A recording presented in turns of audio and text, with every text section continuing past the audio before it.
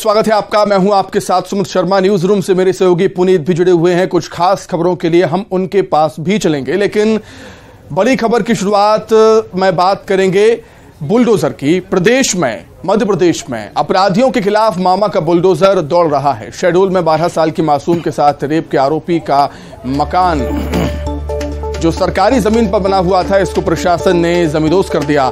ये कार्रवाई जैतपुर थाना इलाके में हुई। कार्रवाई के दौरान मौके पर पुलिस प्रशासन की टीम मौजूद रही। आपको बता दें, रेप का ये आरोपी जेल में बंद है। तो मध्य प्रदेश में मामा का बुलडोजर फुल स्पीड में है, टॉप गियर में है, और इसी कड़ी में शहडोल में कार्रवाई हुई। 12 साल की मासूम के साथ रेप के आरोपी का मकान जो कि सरकारी जमीन पर बना हुआ था, उसको प्रशासन ने जमींदोज कर दिया बुलडोजर चलाकर। यह कार्रवाई जैतपुर थाना इलाके में हुई है और कार्रवाई के दौरान पुलिस प्रशासन की टीम मौके पर मौजूद थी।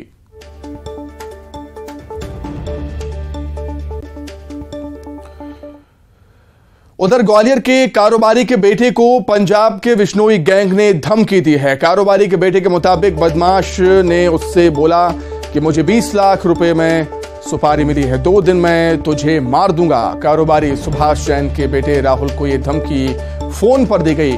फोन करने वाले ने खुद को विश्नोई गैंग का शार्प शूटर बताया है। आपको बता दें, 15 मई को तमिलनाडु के नंबर से राहुल को धमकी मिली थी। दहशत की वजह से कारोबारी के बेटे ने शहर छोड़ दिया है। वहीं राहुल के परिजनों ने कंपू थाने में इसकी शिकायत दर्ज कराई। दूसरी तरफ शिकायत मिलने के बाद पुलिस मामले की जांच में जुट गई है। ऐसा बताया कि उसको धमकी दी गई है कि उसको जान से मारा जाएगा, नहीं तो उसको 20 लाख रुपए देंगे, दे वो। इनका कुछ पुराना विवाद एक किसी से चल रहा था, ऐसा इनका कहना है कि उसकी वजह से शायद इस तरह की बात की है। तो पुलिस ने अभी केस रजिस्टर्ड किया है, धमकाने का है, और हम लोग उसको तो कारोबारी के बेटे को यहां पर धमकी मिली है जान से मारने की, और जिसने ये धमकी दी है वो अपने आप को विश्नोई गैंग का शार्प शूटर कहता है। हालांकि पुलिस ने केस दर्ज कर दिया है। तमाम पहलुओं के आधार पर पुलिस मामले की जांच कर रही है। 15 मई को तमिलनाडु के नंबर से राहुल को धमकी मिली थी। धमकी मिलने के बाद कारोबारी के बेटे राहुल ने शहर छोड़ दिया और शिकायत दर्ज कराई है परिवार के लोगों ने पुलिस में। कारोबारी सुभाष जैन के बेटे राहुल को यह धमकी मिली। धमकी देने वाले ने अपने आप को विश्नोई गैंग का शार्प शूटर बताया है। फोन पर कहा गया था राहुल से कि मुझे 20 लाख रुपए में सुपारी मिली है, 2 दिन में तुझे मार दूंगा। 2 दिन के अंदर जान से मारने की धमकी दी गई।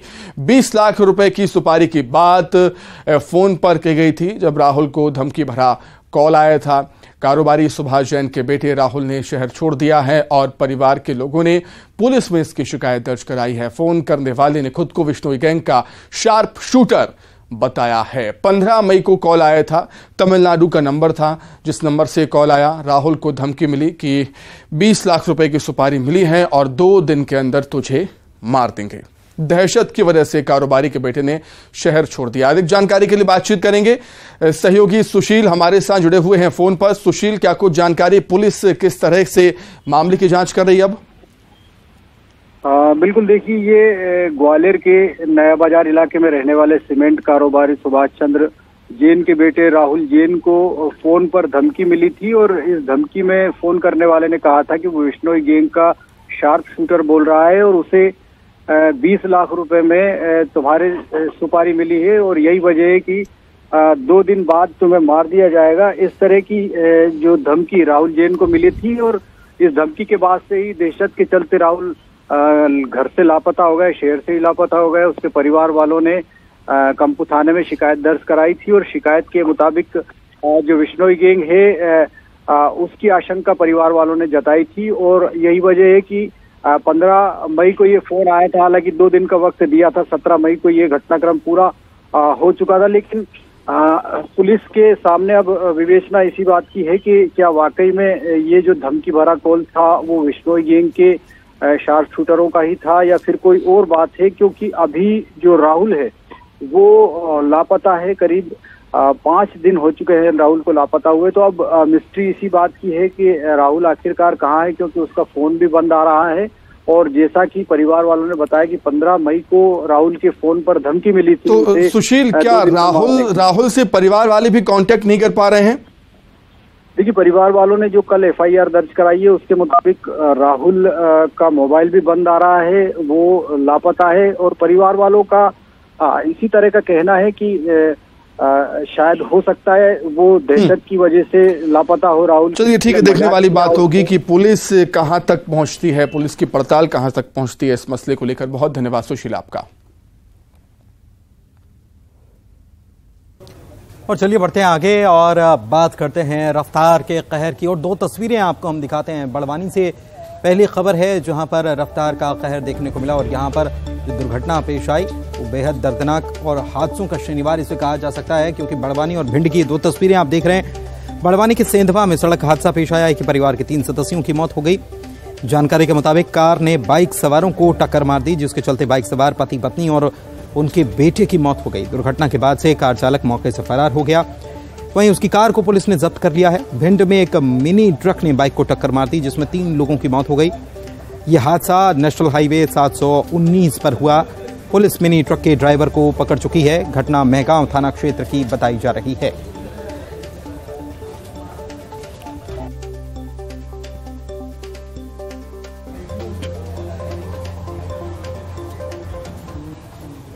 और दो तस्वीरें और आपको दिखाते हैं दुर्घटना की कि कैसे सतना में और धार में 2 अलग अलग जगहों पर घटनाएं पेश आई हैं।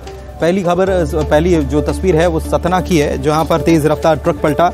इसमें क्लीनर की मौके पर मौत हो गई। ड्राइवर हादसे के बाद ट्रक में फंस गया। आधे घंटे के बाद उसे निकाला गया। मैहर के सिविल अस्पताल में उसे भर्ती कराया गया। यह हादसा मंडी के पास नेशनल हाईवे 30 पर हुआ। इधर धार के गणेश घाट पर अनियंत्रित कंटेनर ने पहले 3 वाहनों को टक्कर मारी और उसके बाद कंटेनर भी पलट गया। दुर्घटना गुजरी गांव के पास राऊ खलघाट 4 लेन के पास हुई, जिसमें 2 लोगों की मौके पर मौत हो गई, जबकि एक व्यक्ति घायल है। बताया जा रहा है कि कंटेनर के ब्रेक फेल हो गए और घाट उतरते समय वो 3 वाहनों को टक्कर मारते हुए पलट गया।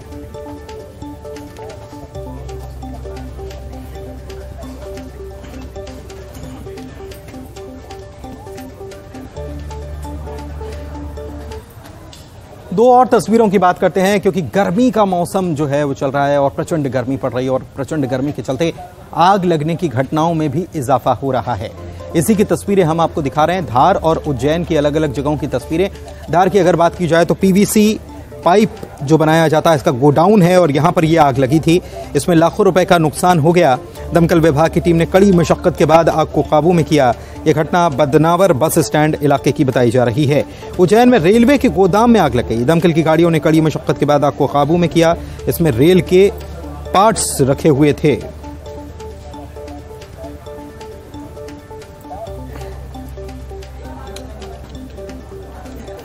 चलिए बात कर लेते हैं कुछ सियासी खबरों की। विधानसभा चुनावों में अब 5 महीनों का वक्त है। चुनावों से पहले सीएम शिवराज ने विधायकों, सांसदों और कार्यकर्ताओं के साथ संवाद किया। सीएम हाउस में चर्चा में जमीनी स्तर पर स्थिति और आपसी समन्वय और आगामी चुनाव को लेकर दिशा निर्देश दिए गए। प्रदेश में कार्यकर्ताओं की नाराजगी की बात सामने आई थी, जिसके बाद अब लगातार कार्यकर्ताओं से खुद सीएम शिवराज बात कर रहे हैं। उमरिया की बांधवगढ़ के विधायक की सीएम शिवराज से चर्चा हुई, जिसमें बांधवगढ़ के विधायक शिवनारायण सिंह ने क्षेत्र की जानकारी दी। विधायक ने कहा कि सीएम से आगामी चुनावों को देखते हुए योजनाओं को लेकर बातचीत हुई है।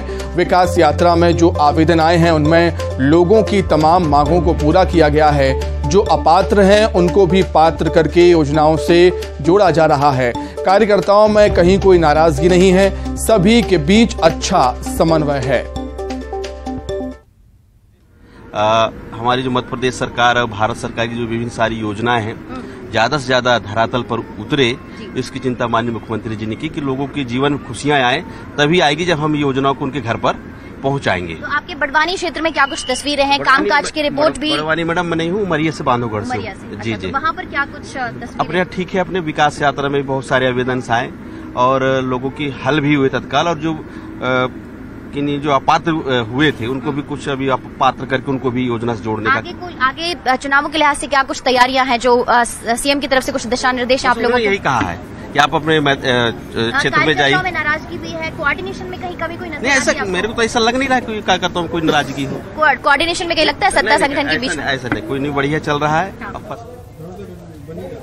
तो बांधवगढ़ के विधायक जो हैं वो कह रहे हैं कि कहीं कोई नाराजगी नहीं है। वैसे मुख्यमंत्री शिवराज सिंह चौहान अपने नेताओं से लगातार मुलाकात कर रहे हैं। इसी के तहत मुख्यमंत्री ने गुना के सांसद केपी यादव से भी मुलाकात की। केपी यादव ने जब न्यूज़ 18 से बात की तो उन्होंने बताया कि उन्होंने मुख्यमंत्री के सामने अपनी कुछ बातें रखी हैं और वहां से सकारात्मक जवाब भी आया है। प्रधानमंत्री नरेंद्र मोदी के 9 साल का कार्यकाल जो पूरा होने जा रहा है उसको लेकर कुछ कार्यक्रम आयोजित किए जाने हैं। इसको लेकर उनके कुछ सुझाव थे, इस पर भी मुख्यमंत्री से उनकी बात हुई है। क्या कुछ कहा, सुनवाते हैं आप।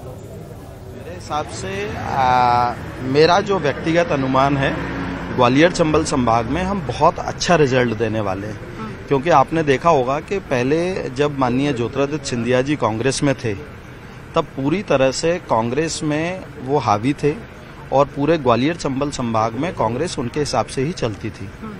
अब चूंकि वो हमारे परिवार में आ गए हैं, अब वो भारतीय जनता पार्टी में हैं, तो उनके जितने समर्थक थे वो भी सभी भारतीय जनता पार्टी में आ गए हैं और इसी विचारधारा में उनका विलय हो गया है, वो मिलजुल गए हैं। तो अब तो वहाँ कांग्रेस बची ही नहीं है।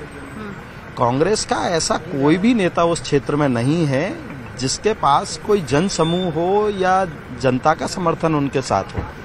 तो लोग कुछ भी कहें, पर मेरा अनुमान ये है कि ग्वालियर चंबल संभाग में बहुत अच्छा रिजल्ट आएगा और कहीं कोई नाराजगी मेरे ख्याल से नहीं है। अगर 1-2 लोग, एक विधानसभा में 2 लाख मतदाता होता है और 2 लाख में से अगर 2-4 लोग थोड़े नाराज हैं तो हम उनको मना लेंगे और मान भी गए हैं। तो मुझे नहीं लगता ऐसी कोई चीज़ है। अब तो हम सब मिलकर चुनाव लड़ेंगे और चुनाव का रिजल्ट भी आप देखेंगे, बहुत अच्छा रिजल्ट आएगा।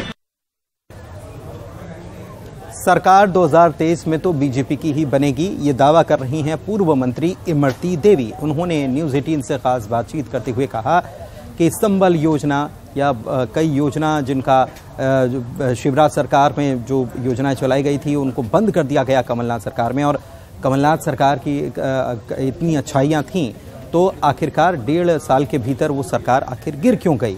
उन्होंने कहा कि कांग्रेस में नारियों का सम्मान नहीं होता है। क्या कुछ कहा, सुनवा हमारे साथ है, वहीं विदिशा विधायक राशि मैम भी हमारे साथ हैं। सबसे पहले राशि जी, आप ही से जानना चाहेंगे तैयारियां कैसे चल रही हैं चुनाव?